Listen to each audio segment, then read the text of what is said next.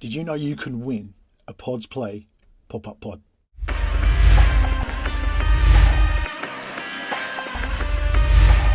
Stick around to the end of this video and you'll find out just how you can do that. They are fantastic, and we're actually going to be meeting with their creator today, Alex from PODSplay. Alex, how are you doing, mate? I'm very well, thanks. How are you doing, Duncan? Not too bad, not too bad. Really excited to talk to you because my daughter, I got to confess, I showed my daughter who you were and what we were doing today, and she was like, "Oh, I want one, I want one." So at the Disability Expo this year, I got to meet Alex, and I saw he had these remarkable pods, and they're different from anything else that I'd seen out there on the market. Alex, do you want to explain about your pods and PODSplay, why they're different, what's remarkable about them, unique? We developed pods about 12 years ago now to create an inclusive space that was a step into the imagination, to create a world that was a vessel from the outside and a vista into a relaxing and calming space for all children, specifically children with additional needs. Yeah. So with the sensory lighting that's inside, it's a really great place to go to decompress. So we have 7 different themes with matching sound effects, which is accessible through the app.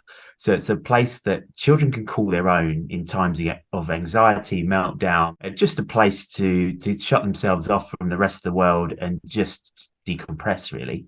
It's a really, I think for all ages, it's having your own space, being surrounded by calming lighting. It really does help us to kind of ground ourselves and just shut ourselves off, really.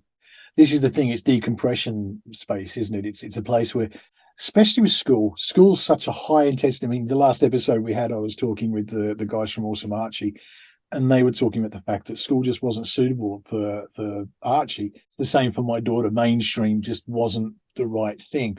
There's a lot of pressure, especially in mainstream. Noise, lots of kids, lots of distraction. Classrooms are very bright and vibrant, which is what, most neurotypical kids will thrive on. But for a lot of autistic or neurodivergent kids, it's too much. So they get all pent up. And we've talked about the whole masking thing, that a lot of kids will mask at school. They'll repress it all, force it down, and then when it gets to home, their safe place, they can kind of explode.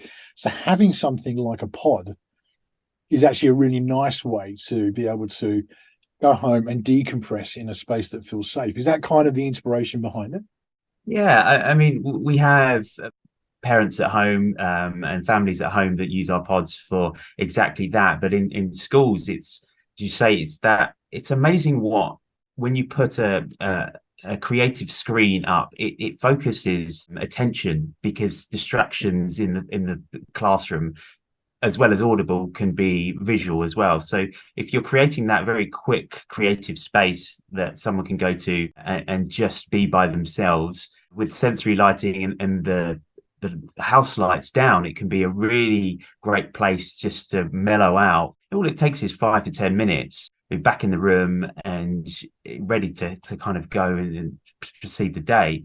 But at home, it's a kind of a gateway to imagination as well, and all the benefits that, let's say, role play and immersive play can provide. As a parent myself, I want to see my child playing and immersed in this playtime that just is as long as possible, because it's such a wonderful thing to step back and see them getting into character. But on the flip side of that, so the stimulating on the play side of things, but on the relaxation side of things, there's so many things. The world is such an overwhelming space. The classroom is and can be an overwhelming space.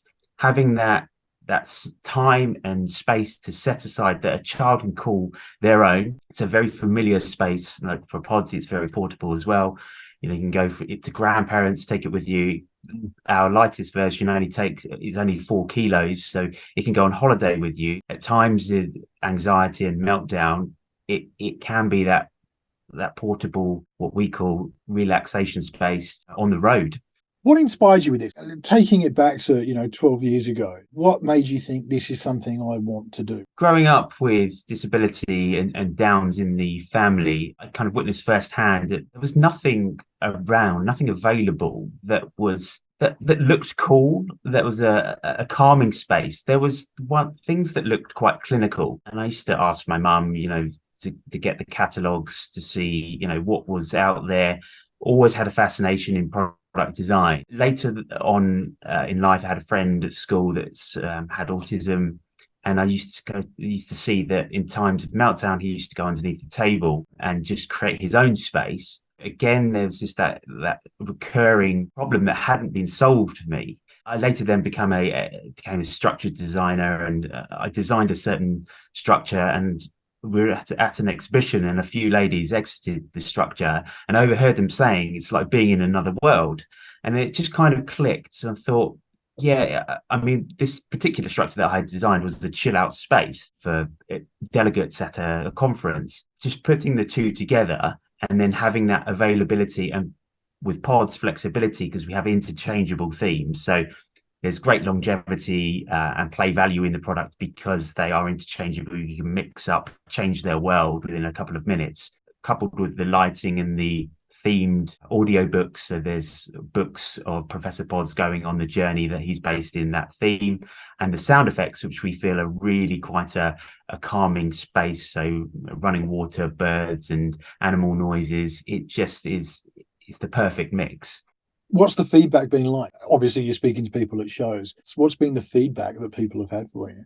There's always the ongoing issue with sensory products that they are more costly. There's many a reason for that. A lot of it is scalability and bulk ordering and manufacturing. With the sensory and specifically disability products, you're not talking hundreds of thousands of units here. Yeah. So therefore, the cost to produce is always going to be quite high. So that's always a question that comes up.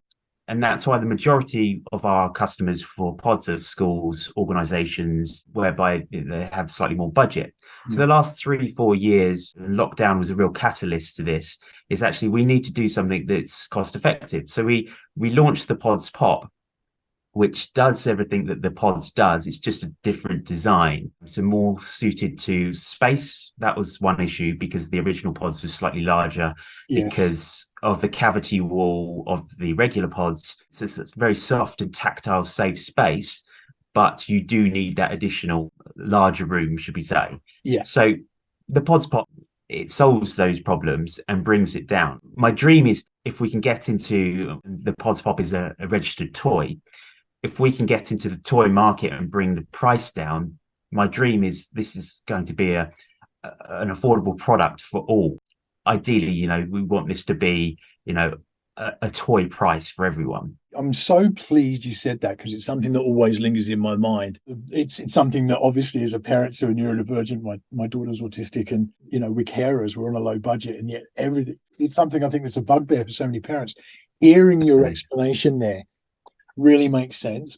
Yes, it's across all, and that's why we kind of wanted to broach more into the toy market, because this is an inclusive product. It's a crossover product with huge sensory benefits. But if we can try and, for us, like, start linking with the licensing and Disney and bringing that price right down, can be afforded by all households across the world. That's where we're headed. What I really liked is that the pod itself it does have a theme. It does have the stories that go along with it, and it brings it to another level of experience within it. You mentioned before, it's app controlled. How does the app interact with the pod? The app is the access to Bluetooth speaker that comes as part of the package. You go onto the app, you choose the theme that you've purchased, and then that gain you access to the audiobooks, the ebook, and the sound effects. We're working on the next steps for the app and how it can make it more interactive. We're going to be giving away a PODSpop. We've got 4 themes in the PODSpop range: the subaqueous quests, so the underwater world; the galactic space adventure, cruising as an astronaut in outer space; the sunset savannah safari, mixing with the wildlife, the beautiful silhouettes; and the rumble in the jungle, all the very green and calming colours.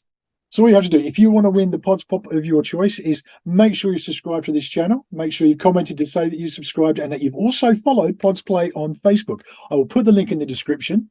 We will be doing a draw on the 4th of December. I will join Alex again for that, and we will pull out a winner for a pods play of your choice. So get involved with that now. Get on the action.